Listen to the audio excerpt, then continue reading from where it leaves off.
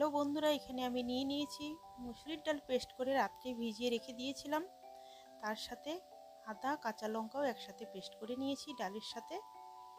এখন নুন হলুদ পেঁয়াজ কুচিটা দিয়ে সামান্য ধনিয়া পাতা দিয়ে মেখে নেব। এইবারে ভালো করে মেখে নিয়ে পটলের সাথে পকোড়া বানাবো ডালের। পটলটাকে আমি কেটে অর্ধেকটা চিড়ে নিয়েছি। এইবারে মাঝখানে যেরকম পুর দেয় মাঝখানে ডালের পুরটা মাঝখানে দিয়ে, তো এইভাবে প্রত্যেকটা পটলের সাথে ডালটা একসাথে মিলিয়ে আমি ভেজে নেব পকোড়াগুলো খুবই মুচমুচে হয়, খেতেও ভালো লাগে। আজকের আমাদের দুপুরের মেনুতে রয়েছে মাছ ভাজা, ডাল পটলের পকোড়া, আর করেছি ডাল লাউ দিয়ে।